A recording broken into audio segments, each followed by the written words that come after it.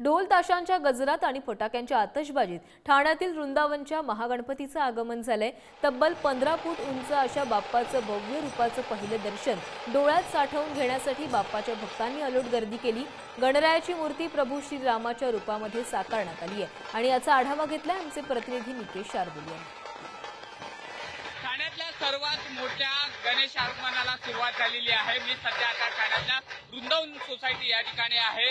वृंदावनचा महागणपतीचं आगमन जे आहे ते झालेलं आहे। ढोल ताशाच्या गजरामध्ये महागणपतीचं आगमन झालेलं आहे।